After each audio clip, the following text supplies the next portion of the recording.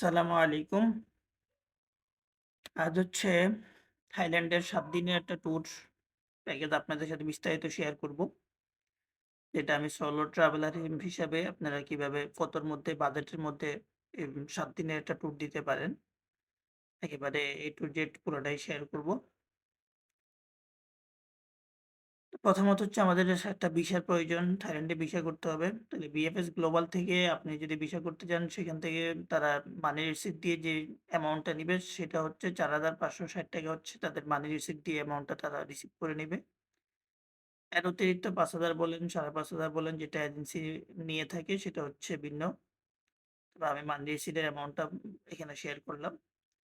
তারপর হচ্ছে ভিসা পাওয়ার পরে আপনি করবেন হচ্ছে একটা টিকেট করতে হবে। টিকেটের জন্য আমি গোজায়ান থেকে করেছিলাম।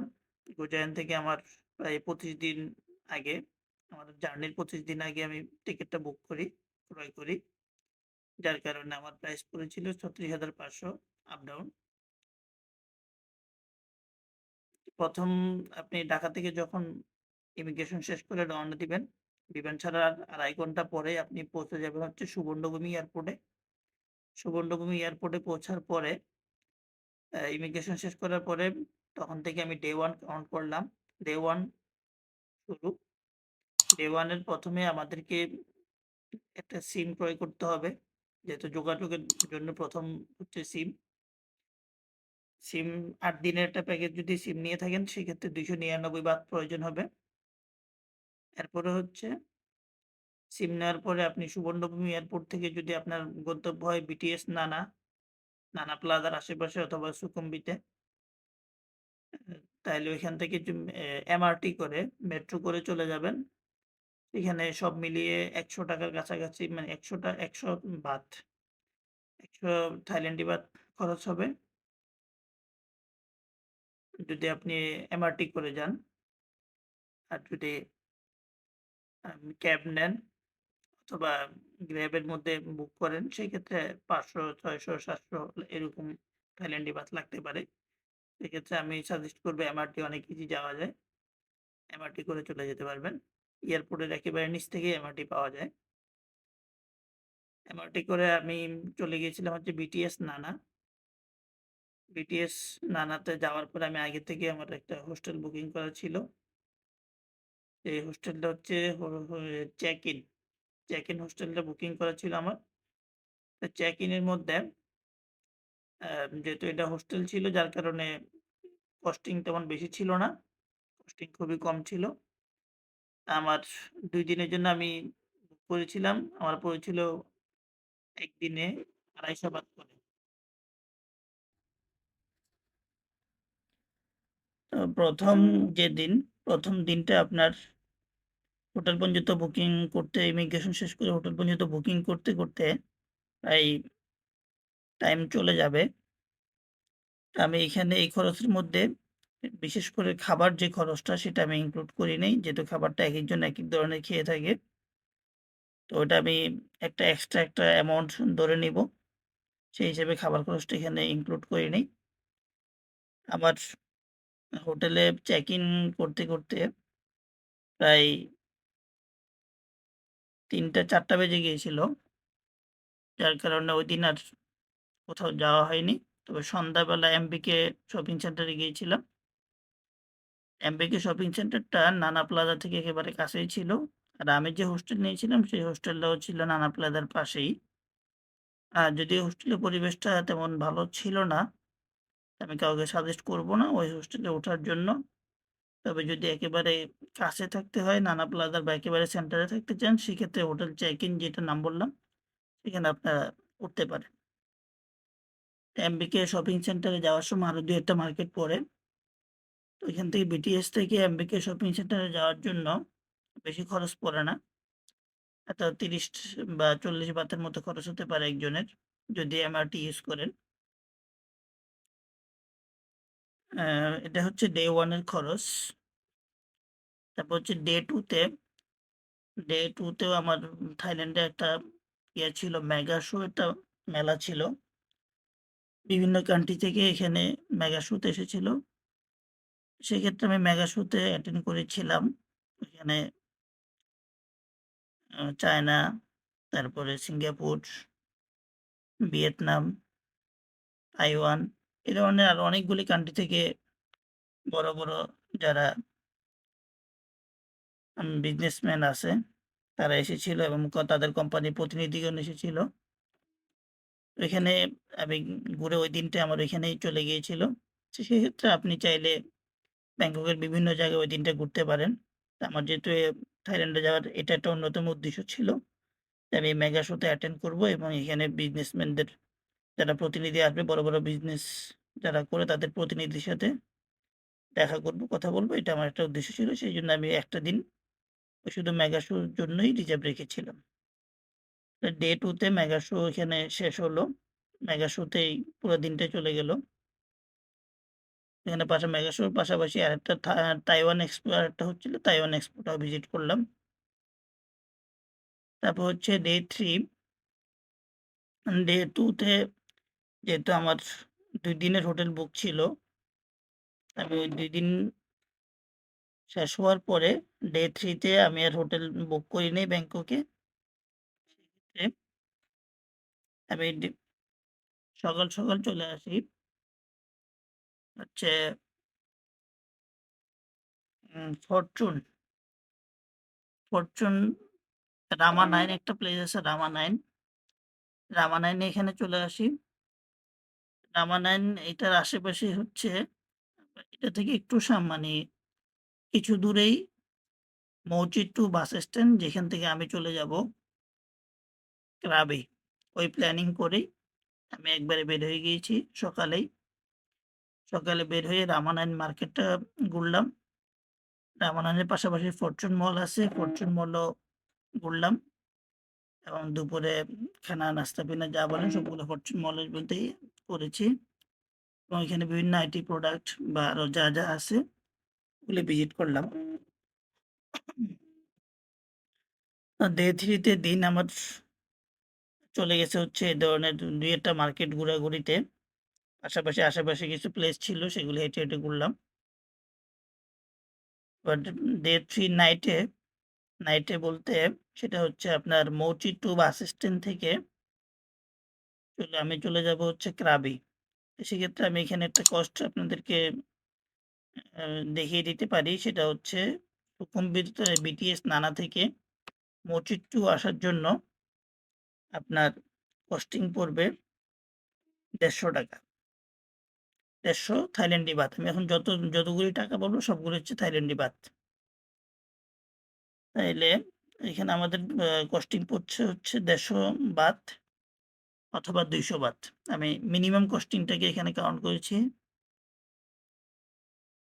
মৌচির টু বাস স্ট্যান্ড থেকে লাস্ট বাস হচ্ছে ৫টা অথবা ৫:৩০। টাইমিংটা আমি এক্সাক্টলি বলতে পারছি না, তবে আমি ডিসক্রিপশনে দেওয়ার চেষ্টা করব। ক্রাবের যে লাস্ট বাস। ক্রাবের লাস্ট বাস আমি ধরার জন্য আমি ঠিক টাইম মতো চলে গেলাম। ৫টার মধ্যেই চলে গেলাম বাস স্ট্যান্ডে। ওইখানে গিয়ে ওইখান থেকে আমি টিকিট করলাম হচ্ছে ৳৬৭৫ ৳৬৭৫ দিয়ে আমি চলে যাব ক্রাবি। এর মধ্যে ইনক্লুড থাকবে রাতের ডিনার এবং বুফে ডিনার।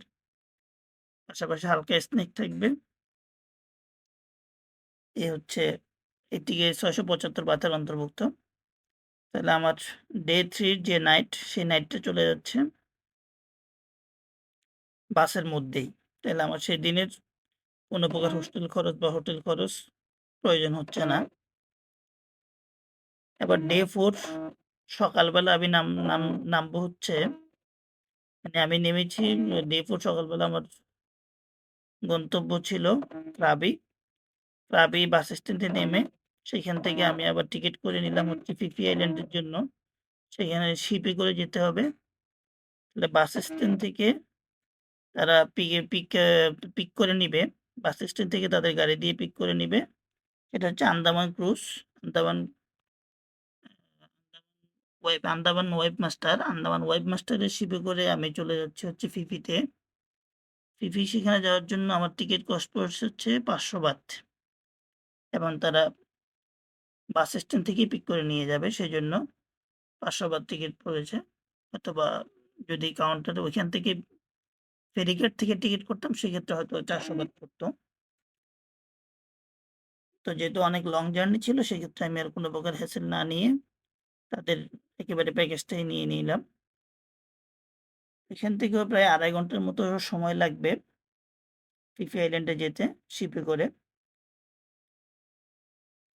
তাহলে ডে 4 এর শুরুটাই হচ্ছে আমার ক্রাবি থেকে, এবং যখন আমি ফিফি আইল্যান্ডে পৌঁছি তখন আমার টাইম হচ্ছে প্রায় 1টা দুপুর 1টা বাজে। ফিফি আইল্যান্ডে পৌঁছার পরে ফিফি আইল্যান্ডে এখানে আমি একটা হোস্টেলে উঠলাম। যে হোস্টেলের তখন সিজন না থাকার কারণে সেই হোস্টেলের একদিনের প্রাইস ছিল 200 বাত। তাহলে ওই 200 বাত দিয়ে হোস্টেলে উঠলাম। ওই হোস্টেলটা অবশ্য যথেষ্ট পরিচ্ছন্ন ছিল। আমি ওই হোস্টেলটার নাম আমার ডেসক্রিপশনে দিয়ে দিব। আপনারা চাইলে ওখানে উঠতে পারেন এবং হালাল খাবারের সুব্যবস্থাও আছে। মালিক ছিল পাকিস্তানি। সেই হিসাবে যথেষ্ট ব্যবহারও ছিল ভালো এবং পরিচ্ছন্ন। সবকিছু মিলে আমি এটার নামটা ডেসক্রিপশনে দিয়ে দিব। আপনারা যদি চান সেটাতে বুক করে নিতে পারবেন। Agoda বা যেকোনো ইয়ে থেকে বুক করে নিতে পারবেন। যেকোনো হোটেল বুকিং অ্যাপস থেকে। ডে 4 এ দুপুরবেলা আমি হোটেলে উঠলাম। হোটেলে ওঠার পরে লাঞ্চ করে কিছুক্ষণ রেস্ট নিয়ে বিকেল টাইমে আমি ফিফি আইল্যান্ডের এখানে ভিতরে ৩-৪ টা স্পট আছে। ওই স্পটগুলো ভিজিট করলাম। ওই স্পটগুলো দেখার পরে রাতের বেলা আবার ওইখানে বিভিন্ন প্রকার নাইট শো থাকে। তো ডে 4 এর নাইটটা ফিফি আইল্যান্ডের মধ্যেই বিভিন্ন প্রকার নাইট শো দেখলাম। এবার হচ্ছে ডে 5। ডে 5 এর সকালে আমি একটা হাফ ডে ট্যুরের প্যাকেজ নিয়ে নিলাম। যে ফিফি আইল্যান্ড থেকে তারা আরো ৪ থেকে ৫ টা আইল্যান্ড বোটে করে নিয়ে যাবে এবং ওই স্পটগুলো দেখাবে মাঝখানে, এবং ওইখানে আনলিমিটেড আপনার পানি থাকবে বা তাদের একটা স্ন্যাক থাকবে। তো হাফ ডে ট্যুরের প্যাকেজটা নিয়ে, কারণ আমি হাফ ডে ট্যুর প্যাকেজটা নেওয়ার কারণ হচ্ছে আমি বিকাল ৪ টার মধ্যে আবার ৪ টা না ৩:৩০ হচ্ছে লাস্ট শিপ ফুকেট যাওয়ার। সেজন্য ফুকেট যাওয়ার জন্য ৩:৩০ লাস্ট শিপের জন্য আমি হাফ ডে ট্যুর প্যাকেজ নিয়ে যখন ট্যুর শেষ হলো সাথে, সাথে এসে ব্যাগ নিয়ে আবার শিপে উঠে গেলাম। আর ওই শিপের টিকিট পড়েছিল ৪০০ বাত। ফিফি থেকে ফুকেট পর্যন্ত শিপের টিকিটের প্রাইস পড়েছিল হচ্ছে আপনার ৪০০ বাত। ফুকেট আসার পরে ফুকেট থেকে ফুকেট ফেরিঘাট থেকে আপনাকে আসতে হবে পাতং অথবা বাংলা রোডের আশেপাশে। সেক্ষেত্রে আপনার খরচ হতে পারে ১৫০ বাত। পাতং হোটেল, আমি যে হোটেলে ছিলাম সেই হোটেল পাতং বিচ থেকে একটু দূরে ছিল। হাঁটার পথ ১৫ মিনিট, ওয়াকিং ডিসট্যান্স ১৫ মিনিটের মতো। সেক্ষেত্রে ওইখানে আমার হোটেল খরচ ছিল ৬০০ বাত। তাহলে এটা হচ্ছে ডে 5 এর যে নাইট, ডে 5 এর নাইটটা আমি পাতংয়ে স্টে করলাম এবং ওইদিন আপনার মনে ভিজিট করার মতো রাতের বেলা অনেকগুলো প্লেস থাকে। যেমন হচ্ছে আপনার পাতং বিচ, বাংলা রোড, এগুলা ভিজিট করলাম রাতে। এবং ডে 6 এর সকালে আমি পাতং থেকে চলে আসবো ব্যাংকক, মানে ফুকেট থেকে ব্যাংকক। তাহলে পাতং থেকে ফুকেটে বাস স্ট্যান্ড আসার জন্য আপনাকে আবার খরচ করতে হবে ১৫০ বাত অথবা ২০০ বাত বাইকে। ফুকেট টু বাস স্ট্যান্ড থেকে ব্যাংকক আসার জন্য আবার বাসের টিকিটের প্রাইস হচ্ছে ৭১৫ বাত এবং এটা অনেক লং জার্নি, প্রায় ১২-১৩ ঘন্টার জার্নি। তো ৭:৩০ বাস ছেড়ে ব্যাংককে নেমেছিলাম প্রায় রাতের ৮টায়। আমার সারাদিনটা এখানে চলে গিয়েছে। তো আপনারা চাইলে এই প্ল্যানটা এইভাবে করতে পারেন। সারাদিন ফুকেট ঘুরে রাতের বাসে উঠে এর পরের দিন ব্যাংকক চলে আসতে পারেন। সেক্ষেত্রে একদিন মানে রাতের যে হোস্টেল বা হোটেল কস্টিং যেটা থাকে সেটা কমে যাবে। আমার একটা কাজ ছিল যার কারণে আমি ভেবেছিলাম বিকেলে নামলে রাত্রে বেলা ব্যাংককে একটু ঘুরবো। সেই টার্গেট করে এসেছিলাম বাট সেটা সম্ভব হয়নি। এখন ডে 6 এ আমাকে থাকতে হচ্ছে ব্যাংককে রাতের বেলা। ডে 6 এ যে ব্যাংককে রাত্রে স্টে করলাম, তাও আবার ২৫০ বাত সেম হোস্টেলেই ছিলাম। অন্য হোস্টেলে আর যাইনি। যেহেতু তাদের সাথে ২ দিন থাকার কারণে মোটামুটি একটা কথাবার্তার মধ্যে তাদের থেকে আরো কিছু কমিয়ে নিলাম, একটু ডিসকাউন্ট করে নিলাম। এবার ডে 7 সকালবেলা হচ্ছে হোটেল থেকে বের হয়ে কিছু আশেপাশে ২-১ টা মার্কেট ছিল। সে মার্কেটগুলোতে ঘুরে এখান থেকে বিটিএস নানা প্লাজায় চলে আসলাম। বিটিএস নানাতে আসার জন্য আপনার প্রায় ৳১০০ খরচ হবে, ৳১০০ খরচ হবে। এরপর হচ্ছে ফ্লাইটে করে বাংলাদেশ। এটা হচ্ছে আপনার টোটাল খরচ। আরেকটা জিনিস আপনাদেরকে জানিয়ে রাখি, সেটা হচ্ছে আপনারা থাইল্যান্ডে ঘোরাঘুরি বা বিভিন্ন হোটেল এগুলির জন্য বিভিন্ন প্রকার অ্যাপস ইউজ করতে পারেন। সেক্ষেত্রে Klook একটা অ্যাপস আছে। Klook টা ইউজ করতে পারেন। তারপরে হোস্টেল বুকিং এর জন্য Agoda আছে, Expedia আছে, Booking.com তো আছেই। এখানে আপনি যেটাতে ডিসকাউন্ট পাবেন সেটা থেকেই বুকিং করবেন। বিভিন্ন প্রকার ডিসকাউন্ট দিয়ে থাকে তারা। আর গাড়ির জন্য Grab আছে, Grab ইউজ করতে পারেন। সবচেয়ে বেস্ট হচ্ছে যদি আপনি MRT টা ইউজ করতে পারেন, তাহলে আপনার কস্টিং অনেক কম থাকবে। সেক্ষেত্রে আমার সবকিছু মিলে আমার যে টোটাল খরচ দাঁড়ালো সেটা হচ্ছে ৳৫৮,৯৪৬ হচ্ছে আমার খরচ।